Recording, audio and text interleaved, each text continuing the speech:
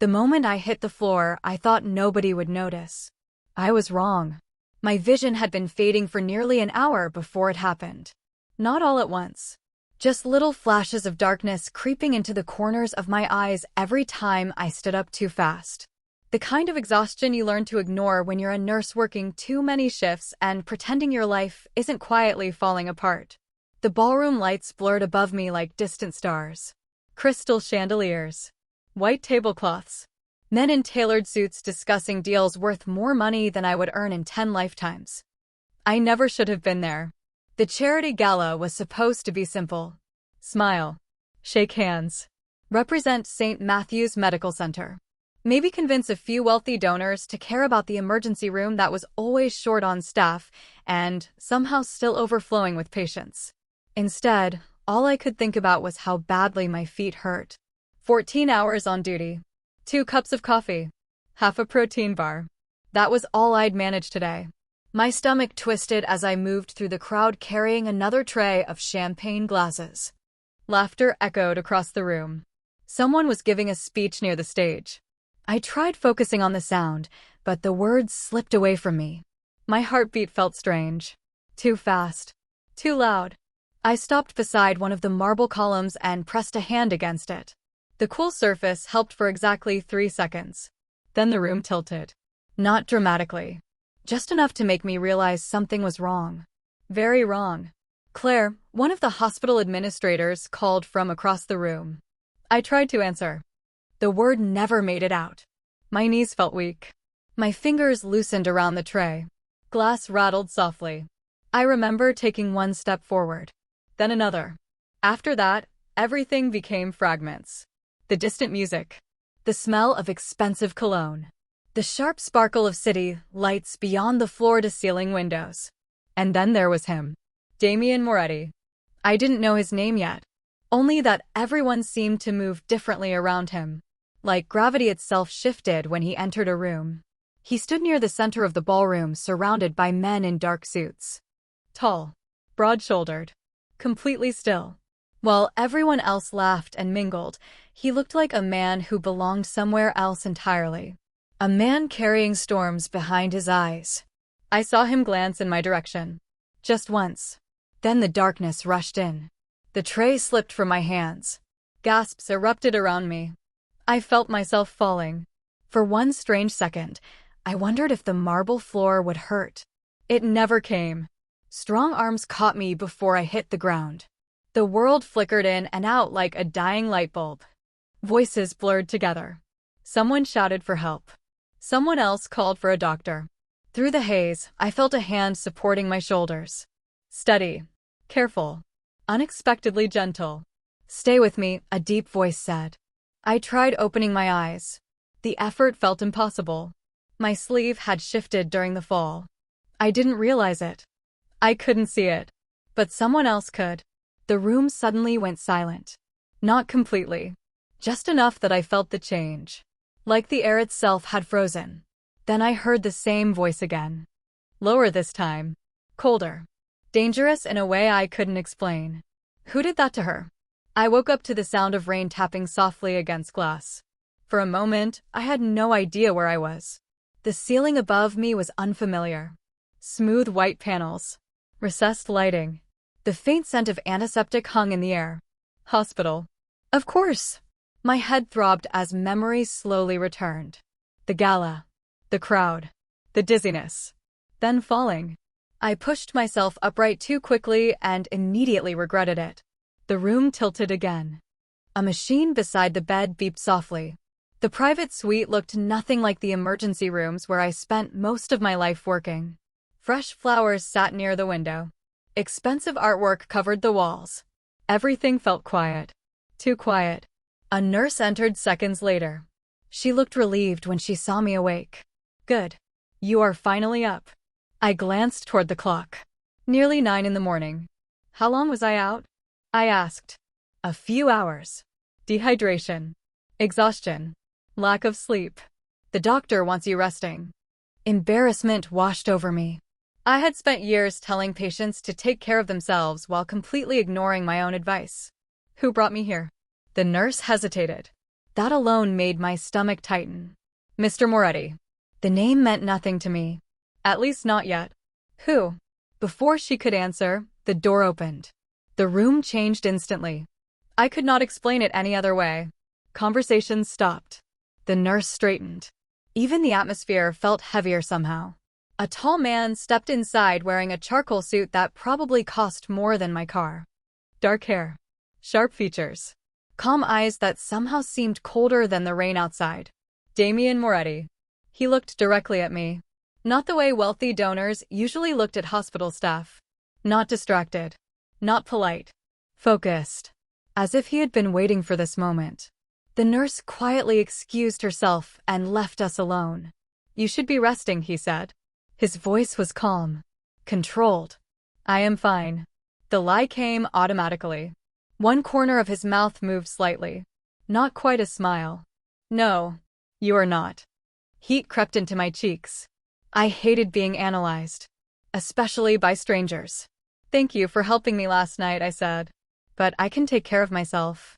His expression did not change. Can you? The question landed harder than it should have. I looked away. Toward the rain-covered windows. Toward anything except those eyes. I fainted because I work too much.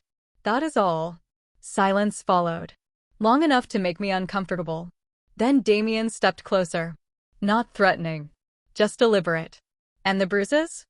My pulse immediately spiked. There it was. The question I had hoped nobody would ask. I glanced down at my arm. The sleeve of the hospital gown covered everything now. I am clumsy. The answer sounded weak even to me. Damien studied me for several seconds. He did not argue. Did not accuse. Somehow that made it worse. You expect me to believe that? He asked quietly. It is the truth. Another lie. We both knew it. The rain outside grew heavier. I could hear it striking the glass. Damien finally nodded once. If that is what you want to say. Relief started to settle in my chest. Then he reached into his jacket and placed a small folder on the bedside table. My relief vanished instantly. What is that? I asked. Information. His eyes never left mine. About every person who entered your apartment building during the last 6 months. My breath caught. Why would you have that? Because when I see someone asking for help without saying the words, I pay attention. The room suddenly felt much smaller. Much quieter. Much harder to breathe in. Damien glanced toward the folder before looking back at me. The question is not whether someone is hurting you, Claire. His voice dropped lower. The question is why you are protecting them. I stared at the folder without touching it. Every instinct told me to push it away. To tell Damien Moretti that whatever he thought he had discovered was none of his business. But the problem with people like him was that they were not used to hearing those words. The silence stretched between us. Rain continued tracing paths down the windows behind him. Finally, I folded my arms across my chest and forced myself to meet his gaze. You do not know anything about my life. His expression remained unreadable. Then tell me I am wrong. The answer should have been easy. It should have come instantly. Instead, my throat tightened around the words. Damien noticed. Of course he noticed. Men like him probably built entire empires on noticing things other people missed. I looked away first. I appreciate what you did, I said quietly. But you are making assumptions. Am I? The question lingered in the room. I hated that part of me wanted him to be wrong. I hated that another part wanted someone to finally see the truth. The nurse returned with paperwork a few minutes later, giving me the excuse I desperately needed. Damien stepped back and allowed her to finish her work. He did not leave. He simply stood near the window watching the city below. By the time I was discharged that afternoon, the rain had stopped. Gray clouds drifted over Manhattan while traffic crawled through wet streets below. I expected Damien to be gone. Instead, his driver was waiting outside with an umbrella. Mr. Moretti asked me to take you home. I almost laughed. That is not necessary. The driver remained polite but unmoving. Mr. Moretti insisted. 20 minutes later, I was sitting in the back of a luxury sedan that felt more expensive than every apartment I had ever rented combined. The city rolled past outside the tinted windows. As we crossed into Queens, the buildings became more familiar. Smaller. Older. Real. By the time the car stopped outside my apartment building, I felt like I had crossed between two completely different worlds. "Thank you," I told the driver before stepping out. The building looked exactly as it always had. Faded brick. Flickering hallway lights. A front door that never quite closed properly. Comforting in its predictability. I climbed the stairs and unlocked my apartment. The scent of coffee greeted me immediately. Relief washed through my chest. Ethan was home. "Claire," he called from the kitchen. "You're back." I forced a smile as he appeared in the doorway. Ethan looked exactly like the man everyone expected him to be. Clean-cut. Friendly. Dependable. The kind of person neighbors trusted instantly. He stepped closer and searched my face. "You scared me last night." "The hospital called." "I am okay. You should have called me." Guilt slipped into his voice so naturally that I almost believed it. Almost. "Everything happened fast," I said. Ethan nodded slowly. Then his eyes landed on the hospital bracelet, still wrapped around my wrist. Something changed. Just for a second. A flicker. Gone before anyone else would have noticed. But I noticed. Because lately I had been noticing everything. "Who brought you home?" he asked. My stomach tightened. Outside, a black SUV remained parked across the street. Hidden behind the reflection of the apartment window, someone was watching the building. And somehow, without needing proof, I already knew exactly who it was. That night, sleep refused to come. I lay in bed staring at the faint glow of streetlights filtering through the blinds while the city hummed outside. Beside me, Ethan slept peacefully, or at least pretended to. I could never tell anymore. There had been a time when his presence made me feel safe. Back when late-night conversations stretched until sunrise and every plan for the future felt possible. Somewhere along the way, that feeling disappeared. It did not vanish all at once. It faded slowly, like a photograph left too long in the sun. The next morning began the way most mornings did. Coffee. Silence. Careful conversations that never touched anything important. Ethan sat across from me scrolling through his phone while I picked at a piece of toast. "You should take another day off," he said without looking up. "The hospital already approved medical leave." "I cannot afford more time off." "You are always working." I almost laughed at the irony. Work had become the one place where I could breathe. The one place where every decision made sense. Before I could answer, my phone vibrated. An unknown number flashed across the screen. I ignored it. Seconds later, another message appeared. "Please check your mailbox before leaving for work." No name. No explanation. My stomach tightened instantly. Ethan looked up. "Everything okay?" "Just spam." The lie slipped out easily. By the time I left for the hospital, the message still lingered in my mind. The mailbox sat in the apartment lobby beside the old elevator that rarely worked. I almost walked past it. Almost. Instead, I stopped and opened the small metal door. A plain white envelope waited inside. No stamp. No return address. My hands felt strangely cold as I opened it. Inside was a single photograph. Nothing dramatic. Just an image of me leaving the hospital 2 weeks earlier. Another photograph showed me carrying groceries home. A third captured me sitting alone in a coffee shop reading patient charts. I flipped the final photograph over. One sentence was written on the back. "You deserve better than surviving." My heart pounded. I already knew who had sent it.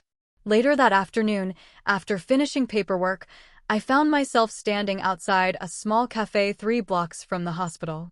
The same black SUV from across my apartment building sat parked on the opposite side of the street. Damian Moretti stepped out moments later. He crossed the sidewalk with the calm confidence of someone who never rushed for anything. "Following me now?" I asked as he approached. To my annoyance, he looked amused. Observing. "That sounds worse." "Perhaps." We sat near the window while rain clouds gathered over the city once again. I pushed the envelope across the table. "This was you." Damian glanced at the photographs. "Yes." "Why?" His gaze settled on me. Steady. Unwavering. "Because every picture shows the same thing." "And what is that?" For a moment he said nothing. Then his expression softened in a way I had not expected. A woman carrying the weight of the world alone. The answer should not have affected me. Yet somehow it did. Outside, thunder rumbled in the distance. Inside, my phone suddenly lit up with Ethan's name across the screen. Damien's eyes shifted to it, then back to me. And for the first time, I noticed something unexpected behind his calm exterior. Concern. The rest of the day felt different after that conversation. I told myself it was because I was tired. Because my life had been turned upside down by a stranger who somehow knew too much. But deep down, I knew that was not the real reason. The real reason was that Damien Moretti had asked questions I had spent years avoiding. By the time my shift ended, darkness had settled over the city. The emergency room had been relentless. A car accident. A diabetic crisis. A frightened child with a broken wrist. For 12 straight hours, I had focused on everyone except myself. It was easier that way. It always had been. As I stepped outside the hospital entrance, cool air brushed against my face. Rain threatened again. Heavy clouds hung low above Manhattan. My phone buzzed immediately. Ethan. 3 missed calls. 2 text messages. Where are you? Call me. I stared at the screen for several seconds before slipping the phone back into my pocket. Across the street, a familiar black SUV waited beneath a street lamp. I should have been annoyed. Instead, I felt something unexpected. Relief. The realization irritated me even more. I walked toward the subway station. Halfway there, a voice called my name. Claire. I turned. Damien stood beside the SUV. No bodyguards. No entourage. Just him. His hands rested in the pockets of a dark overcoat. You cannot keep following me. I can. That is not reassuring. A faint smile appeared. Brief enough that I almost missed it. Good. I was not trying to reassure you. Despite myself, I laughed. The sound surprised both of us. Damien seemed momentarily caught off guard. There it is, he said quietly. What? The person you used to be. The words hit harder than they should have. My smile disappeared. You do not know who I used to be. No, his expression softened. But I know who you are now. Silence settled between us. Traffic rolled past. Horns echoed in the distance. Finally, Damien opened the rear door of the SUV. Dinner. I blinked. That was not a question. No, I am not having dinner with you. You skipped lunch. How do you know that? His look answered everything. That is incredibly unsettling. You are hungry. Unfortunately, he was right. 20 minutes later, I found myself sitting in a quiet restaurant overlooking the East River. The city lights reflected across the water like scattered diamonds. A bowl of soup sat in front of me. Real food. The first proper meal I had eaten in days.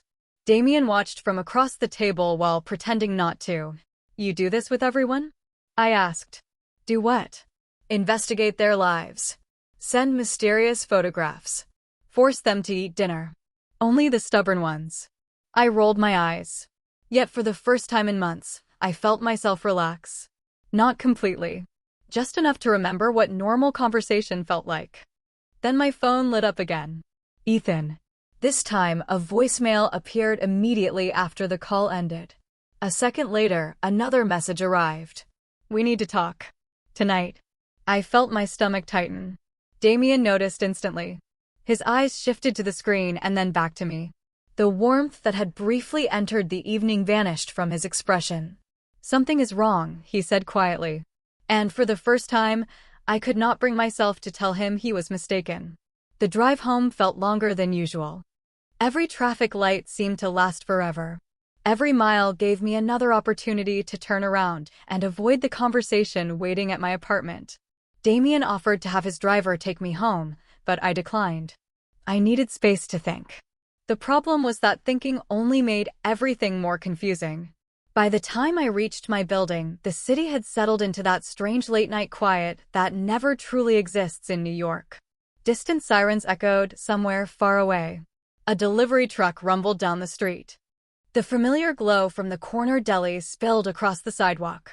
Everything looked normal. That was what frightened me most. Normal had become difficult to trust. I climbed the stairs slowly and paused outside my apartment door. My hand hovered over the key for several seconds before I finally stepped inside. Ethan was waiting in the living room.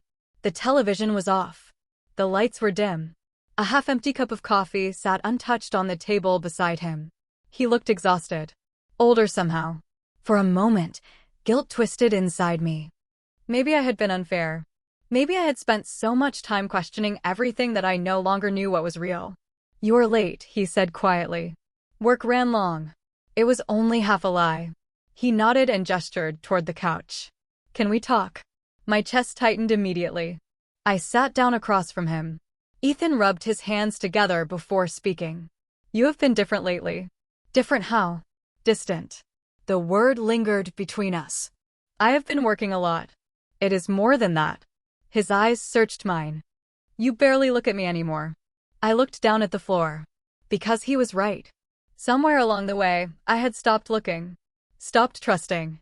Stopped believing the version of our life I had spent years trying to protect. "Claire," he said softly, "did someone say something to you?" My pulse quickened. Instantly. The question felt too specific. Too careful. Why would you ask that? For the first time, Ethan seemed unsure of himself. Because lately it feels like someone is trying to come between us. Damien's face flashed through my mind before I could stop it. The photographs. The questions. The concern in his eyes at dinner. Ethan noticed the hesitation. His expression darkened with worry. "There is someone else." It was not a question. No, the answer came immediately because it was true. Yet, even as I said it, I realized the situation was no longer simple. Damien was not part of my life. He was not a friend. He was certainly not anything more. But somehow he occupied space in my thoughts anyway. Ethan stood and walked toward the window. Rain began tapping softly against the glass once again. "I am trying to fix things," he said quietly. "I need you to believe that." Something about the way he said it made my heart ache. Because part of me wanted to believe him. Desperately. Then my phone vibrated. One message. Unknown number. I already knew who it was before opening it. The text contained only 6 words. "Do not be alone tomorrow night." My breath caught. Across the room, Ethan turned toward me. "Who is it?" he asked. And for the first time, I did not know how to answer. The next day refused to settle my nerves. Every patient I treated. Every chart I reviewed. Every conversation I had seemed to happen through a layer of static. The message stayed with me. "Do not be alone tomorrow night." No explanation. No warning. Just 6 words that somehow felt heavier than anything Damien had said before. By 7 o'clock, rain had returned to the city. Thick clouds rolled over Manhattan while streaks of water chased each other down the hospital windows. My shift finally ended just after 8. Normally, I would have headed straight home. Instead, I found myself standing beneath the covered entrance, watching the storm. My phone buzzed. One message. "Damien. Where are you?" I stared at the screen. Part of me wanted to ignore it. Another part already knew I would not. 20 minutes later, I stepped into the black SUV waiting across the street. The interior smelled faintly of leather and cedar. Warm. Quiet. Safe. Damien sat beside the window reviewing something on a tablet before setting it aside. His attention shifted entirely to me. "You came." I am still trying to figure out whether that was a mistake. To my surprise, a genuine smile appeared. Brief but real. Fair. The vehicle moved through the rain-soaked streets. Neither of us spoke for several minutes. Finally, I broke the silence. "The message yesterday." Damien's expression changed immediately. "You received another one?" "You know what I mean." He looked out the window for a moment before answering. "Claire, there are things happening around you that you do not see." "Then explain them." "Not yet." Frustration flared inside me. "You keep saying things like that. Because I would rather have you angry with me than vulnerable to something you do not understand." The words settled heavily between us. Before I could respond, the SUV slowed. We had stopped outside a building overlooking the Hudson River. Glass walls. Private entrance. Security stationed discreetly near the lobby. Definitely not the kind of place I belonged. "What is this?" I asked. "A meeting." "With who?" "Me." I laughed to spite myself. "That is not a meeting." It is when I clear my entire schedule for it. Upstairs, the city stretched endlessly beyond the windows. Rain blurred the skyline into ribbons of silver light. A fire crackled softly inside a stone fireplace. For the first time since meeting him, Damien looked tired. Not physically. Emotionally. Like a man carrying responsibilities nobody else could see. "Why are you helping me?" I finally asked. The question had been building for weeks. Damien stared into the fire before answering. "Because nobody helped my mother." I blinked. The response caught me completely off guard. "What?" He exhaled slowly. "When I was young, everyone saw what was happening. Neighbors, friends, colleagues. Nobody said anything. Nobody stepped in. Silence filled the room. The rain outside intensified. And you think that is what is happening to me?" His eyes met mine. Steady. Certain. "I know it is." My heart began beating harder. Not because of fear. Because for the first time, someone had said the truth out loud. Neither of us noticed the phone vibrating on the table until the screen lit up. Ethan's name appeared. Once. Twice. Then a third time. Damien looked at the screen. Then toward me. And the concern that crossed his face told me everything before he even spoke. "Claire," he said quietly, "I do not think you should go home tonight."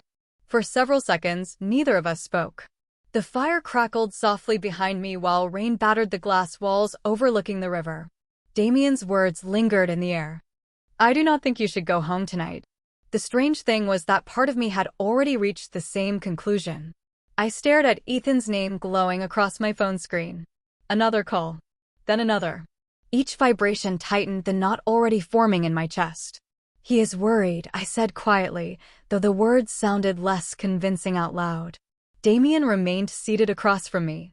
"Perhaps. You do not believe that. I believe you have spent a long time explaining away things that make you uncomfortable." His tone was calm, not judgmental. Somehow that made it harder to ignore. I looked away toward the skyline. Manhattan shimmered through the storm like another world entirely. "What if you are wrong?" I asked. "Then I will apologize." "And if you are right?" Damien did not answer immediately. His gaze shifted toward the city lights. "Then you deserve a chance to breathe again." The simplicity of the statement nearly broke me. Because I could not remember the last time breathing had felt easy. A lump formed in my throat. I swallowed hard and focused on the rain instead. Anything except the emotion threatening to surface. "I am tired," I admitted. The confession came out smaller than I intended. "I know." "No, I mean really tired." My fingers tightened around the phone. Tired of making excuses. Tired of wondering whether everything is my fault. Tired of pretending things will magically get better if I just try harder. Silence followed. Gentle. Patient. Damien never interrupted. Never rushed to fill the space. For the first time in years, someone simply listened.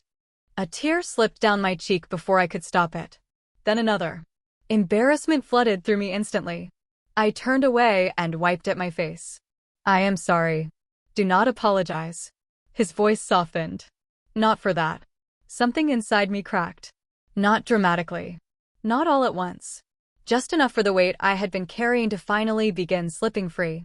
Outside, thunder rolled across the river. Inside, the room felt impossibly still. Minutes passed before I finally regained control of my breathing. When I looked up again, Damien was standing near the window. His phone buzzed once. He checked the screen briefly before slipping it back into his pocket. "What is it?" I asked. His jaw tightened almost imperceptibly. "Nothing you need to worry about." That answer never means nothing. For the first time, a genuine smile touched his face. Fair observation. Another message appeared on my own phone. This time it was not Ethan.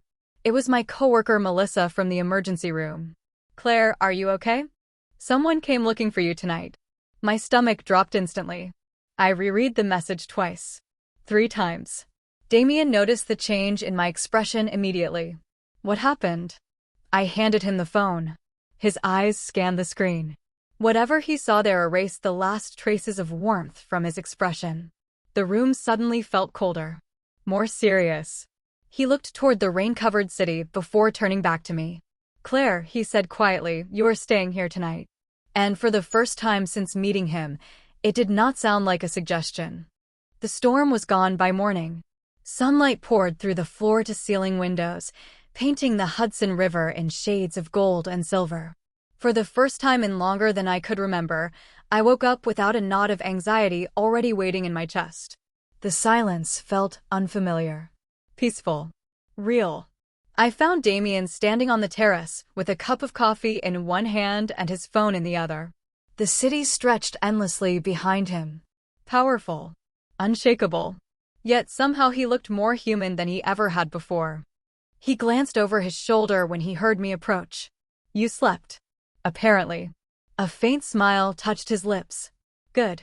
We stood together in comfortable silence. Then Damien handed me a folder.